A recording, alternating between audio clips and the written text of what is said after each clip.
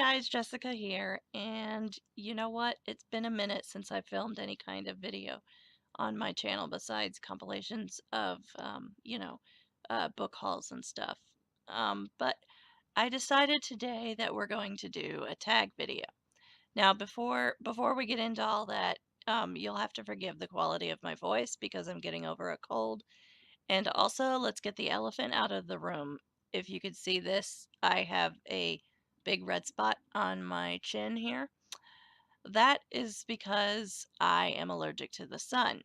And what you're looking at here is an old blister because I have been outside a couple of times in the last 2 weeks during the daylight hours, and I got a rash from the sun, which I knew was going to happen, but it's worth it sometimes to get out and soak up some daylight, even though I'm technically allergic to it.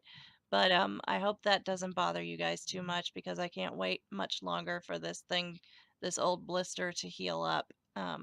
It, it's it's really not fun. It's painful and everything, but I have to keep going with what I'm doing. So if that doesn't bother you, then let's get on with it. Today I'm doing a tag video. I didn't get tagged by anybody. I just saw the video and thought it would be interesting. This video is for authors on YouTube, and it is the work in progress tag. I will see if I can find the original video, the first one, or at least find the name of the person who did it first and link it down in the doobly-doo down below. So let's get into these questions here. The work in progress tag is about whatever writing project you're working on at the moment. For me, I like to write historical fiction, as you know, and I've already written one book called From the Darkness Risen.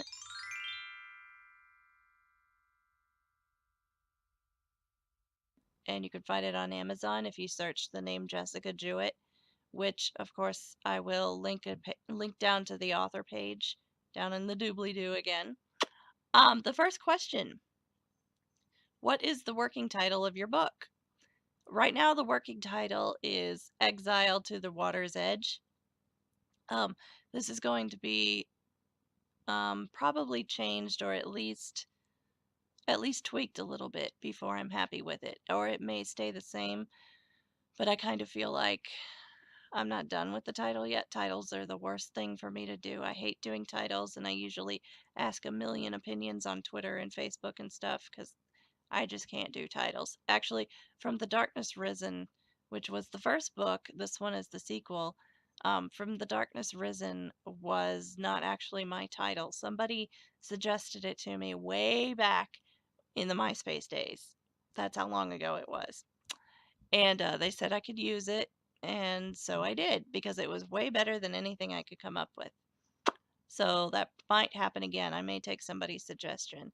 But for right now, the title is Exile to the Water's Edge, and it is the sequel to From the Darkness Risen.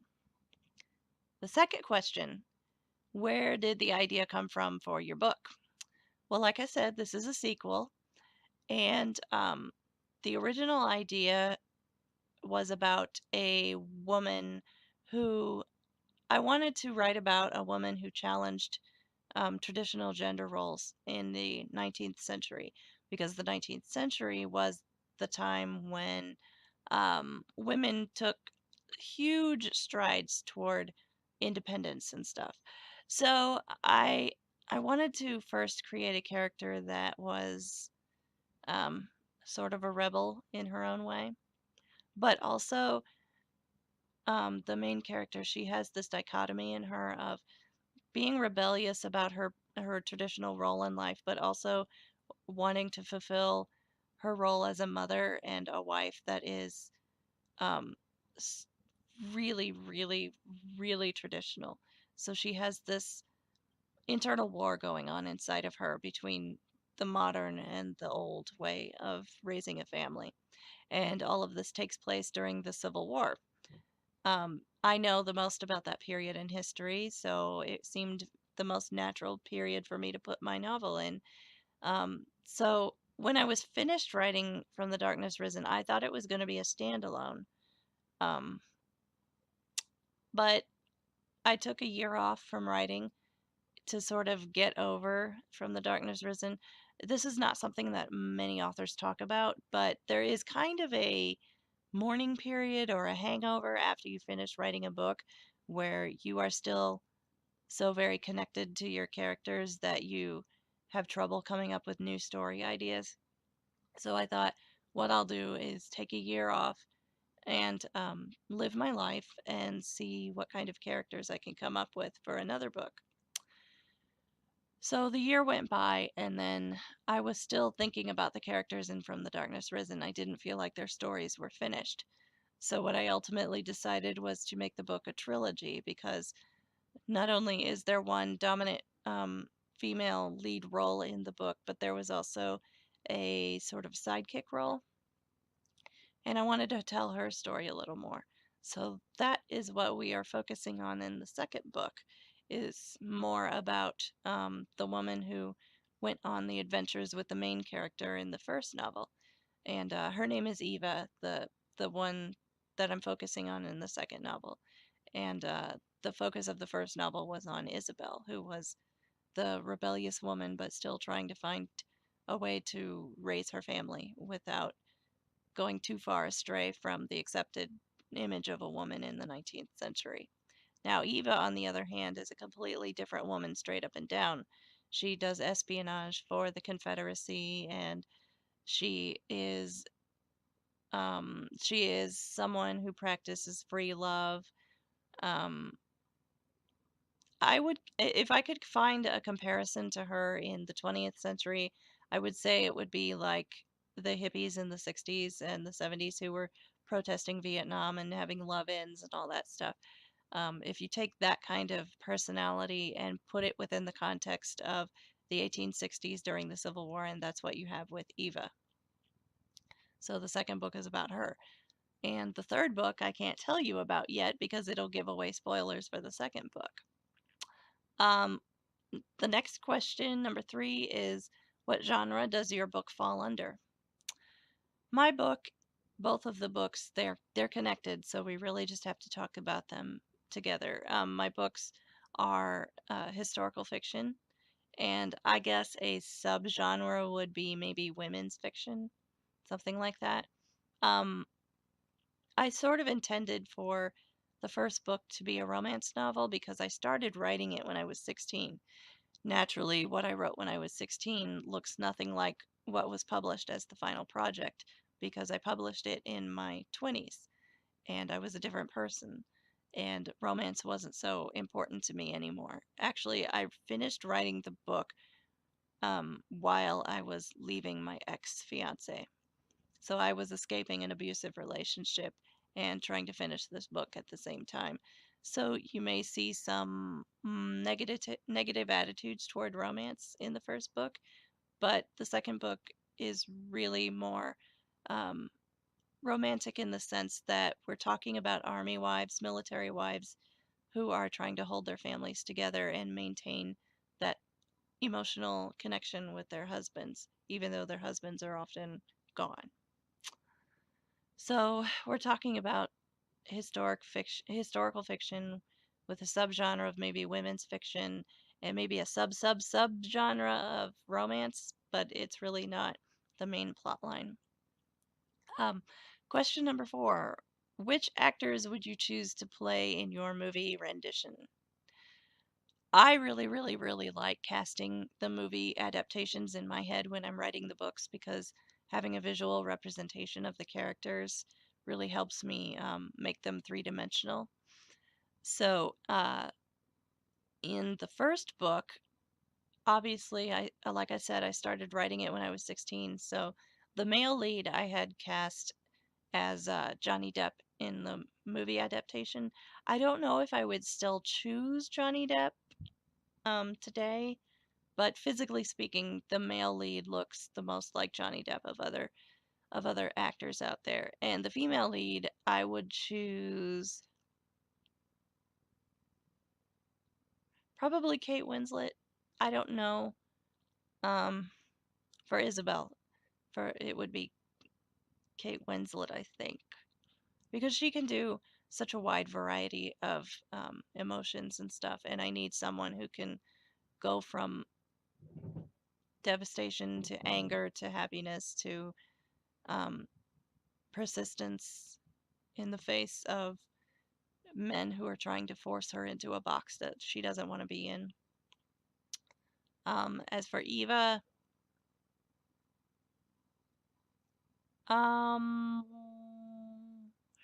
I never thought about casting Eva.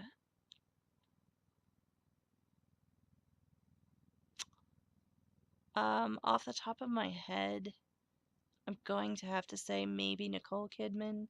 I don't know if she can pull off devious and questionable morals, because Eva does seem to have motivations that are not exactly good in nature. So maybe Nicole Kidman, but I'm not 100% sure on that. I would have to see an audition, because I'm totally in charge of casting a movie adaptation of my books. Oh, and there is a fourth part for Thaddeus, and for him, I would choose Aaron Eckhart. I think I was thinking about him when I first created the character, partway through the first book. Thaddeus is with Eva and Robert is with Isabel, so it's two main couples, but the men sort of play side roles to the women. I like books that have strong female characters, so that's what we're dealing with that one. Number 5. What is the one sentence synopsis of your book? Okay, I'm the worst writer in the history of writers because I do that after I finish the book. Let me see if I can come up with one off the top of my head.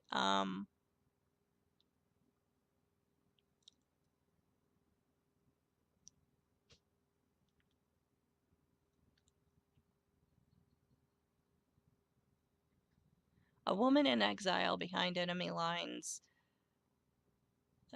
tries to hold her marriage together while fulfilling her destiny. That's what we'll call the synopsis of the second book. That's just off the top of my head. There's no way I'm going to use that. But like I said, I do that at the end of the book. Most authors or most writers are trained to do it at the beginning, but my writing process is so different. Like I usually don't do outlines. I have a point A and a point B that I'm trying to get to before I start writing, but most of the time a lot of things change before I'm finished with the final product, so it doesn't make sense for me to come up with a synopsis. Number 6. Will your book be self-published or represented by an agency? I published From the Darkness Risen on my own. I did the cover design work, I did the summaries, I did the formatting, I did everything on my own. I did submit it a few times to a few publishers, but this was back when publishers were still taking submissions without an agent. Now today you can't really submit anything to a publisher without an agent, and I don't have the energy right now to find an agent for myself. And also I consider this trilogy to be my training period in the publishing world. I mean, just from the first book to the second book, I have learned so much, and my second book is going to be a lot better than my first book because I learned so much. So right now I don't have an agency and I self-publish, but I have another trilogy coming in the future, which is also historical fiction, but it's also paranormal fantasy. It's about witches in the 1850s, and I think that trilogy is solid enough with the type of books that are popular right now and will stay popular for a while that I have a good shot of finding an agent for those books. But for the time being, the current trilogy I'm working on is just going to be my work because I want to learn on my own first before I have people putting their fingers in my pot and telling me what to do. Okay, so question number 7. How long did it take you to write the first draft of your manuscript? Much shorter than it took me to write the first draft of my first book. with the first book, I worked out a lot of kinks as far as my writing process and my planning process, and um, finally my marketing process, formatting, all of that stuff. That was really my self-education. So my second book, now that I'm more familiar with my writing process, the one I'm working on now, Exile to the Water's Edge, is it took me 6 months to write the first draft.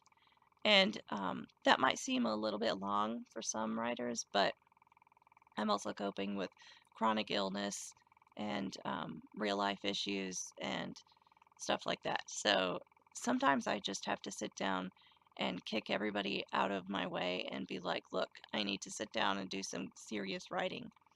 So I'll go through spurts of that, and every day I try to write at least 500 words. Whether I keep those 500 words or not is something I figure out later, as long as I continue to write. So yeah, 6 months was the first draft, and then I would go through and edit, and then by the time I'm done with a book, I will have probably written about 5 drafts. Writing is not easy. Um, Everything you write from the beginning is terrible. So, don't think that writers like us are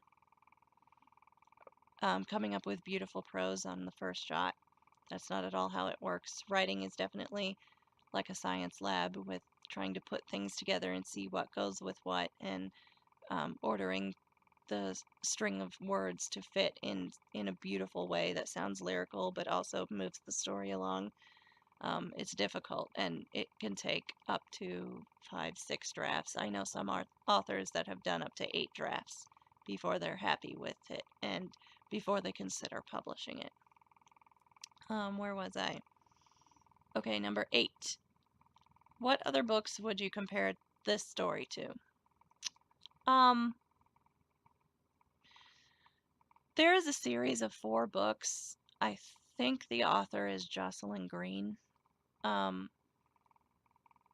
will insert a picture of the 4 books right here to make it easier for me, just so I don't have to remember what they are. But I read the books last year, and I thought that they were wonderful with the concept of strong female leads, and how they all tie together in the end. So here's the picture of those 4 books, and I highly recommend those for you guys to read also.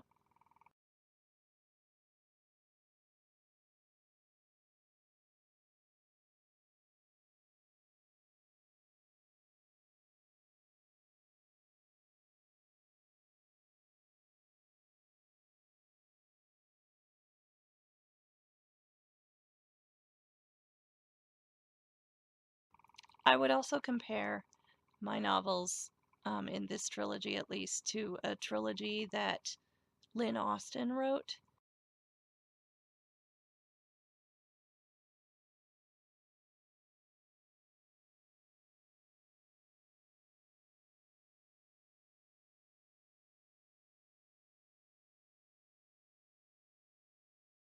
Both of these authors, Jocelyn Green and Lynn Austen, are Christian authors. Um, and I have a pretty big Christian audience, which is kind of ironic because I myself am not Christian. My religion is, uh, um, I hate to call it witchcraft because that's not exactly accurate, but the term I came up with was Celtic polytheism, which basically means uh, I'm a pagan and I follow my ancestral Celtic roots. So I kind of giggle sometimes that I have such a large Christian audience, because because I'm not Christian. I don't think badly of Christian people. A lot of my friends are really hardcore Christians, and they accept me and love me even if I'm not part of their church. And I accept them and love them even if they don't take part in my rituals. But I do take it as a huge compliment that I have such a large Christian audience, because they are very picky about what historical novels they will read. They will not accept just anything. The Christian crowd seems to have a higher standard of historical accuracy than generalized historical fiction. So I don't mind it when Christian readers pick up my books because um, they hold it things to a much higher standard, and I'm very impressed by that. Let me see. Number 9, who or what inspired you to write the book? I kind of touched on this earlier. What happens with my process is first I get a character in my head, and this character could be inspired by just a glimpse of something I've seen in a movie or somebody I know in my real life, or um, I just kind of get a spark of something that might formulate into a character at some point. I have a lot of characters stashed away that haven't found places in my books yet. Um, but yeah, this book began with Isabel, the main lead in the first book. Um, I don't really remember what inspired her exactly because I started writing that book when I was 16, and like I said, the version that got published looks nothing like the original version when I was 16 because I grew as a writer and I got more experience, and I learned how to construct plots better and stuff like that. So I've had Isabel as a character in my head since I was 16. Eva came a little bit later when I was about 18. Um, I don't really remember what's inspired them. I think I just kind of wanted to write the antithesis of Gone with the Wind. Um, because Gone with the Wind, as much as I love the story, it's my favorite movie ever. I have to look at it more like fiction because it is so skewed toward the romantic idea of the American South in the 1800s. Um, it's not at all a historical picture of what was going on at the time. The book does a better job of capturing the history than the movie does, but yeah, I got angry with Gone with the Wind and North and South being the biggest representatives of women in Civil War America. So I wanted to write something that was deeply entrenched in historical accuracy, but was still relevant and interesting to people in the 20th and 21st centuries. Okay, last question, number 10. What else about your book might get the interest of your readers? Let's see. My Civil War books, this trilogy is based around um, the way women have to fight to insert themselves into a discussion, meaning war in this country that directly affected them as well. So these women have to go about participating in the war in completely different ways than being soldiers. Um, so I almost call it a feminist trilogy, although many of the women in the book still want to fulfill those traditional mother and wife roles. Um, but I define feminism as a woman having the right to choose what kind of life she wants, whether that's never marrying and having a hugely successful professional career, or all the way to the other extreme of being a housewife, raising kids, and going to PTA meetings in the 20th century sphere of understanding. I mean, um, yeah, I define feminism as a woman's right to choose exactly what kind of life she wants, whether it's traditional or not. So that's why I would call these books feminist books, even though they may not look that way at first glance. But both of the main leads are trying to define what kind of women they want to be as they progress through the war and have their adventures. Eva in particular has a lot of adventures that um, are often dangerous and put her life in danger.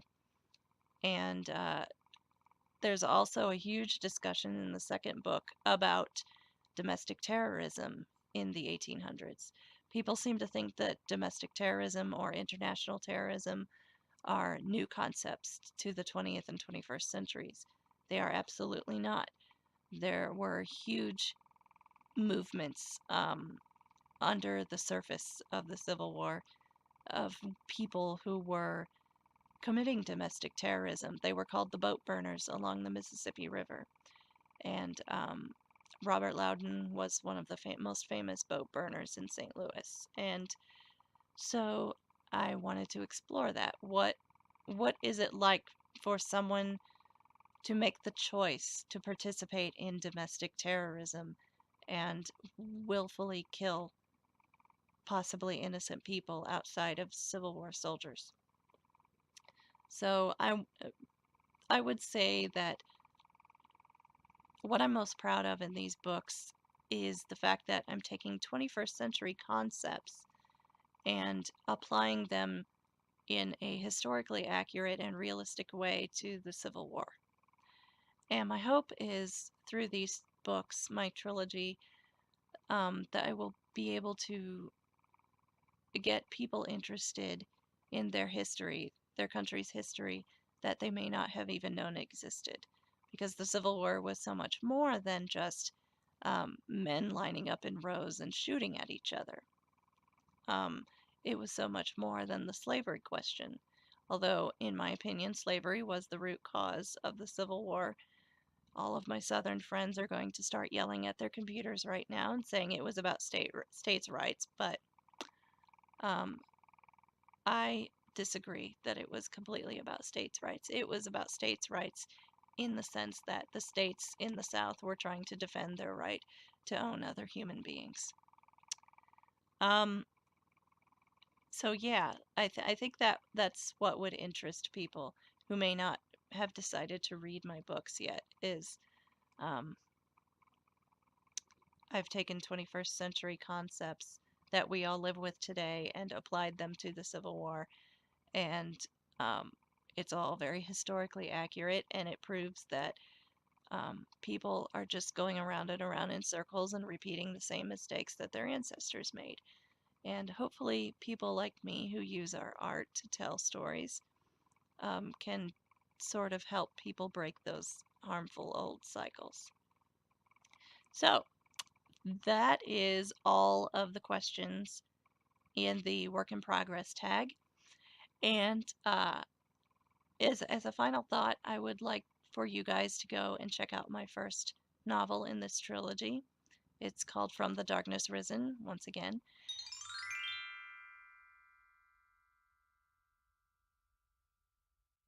And I will have a direct link to the Amazon page. And actually, I will have a direct link to my author page on Amazon so you can see all of the books I've published to date.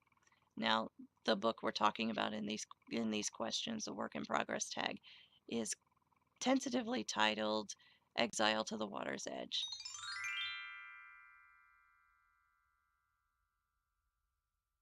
Like I said, I'm not sure if I'm going to keep that title. I might not. But that book, I've got my fingers crossed that I will have it finished by the end of 2017. I would like to have it out for the holiday shopping season, but I'm not sure if that's going to happen.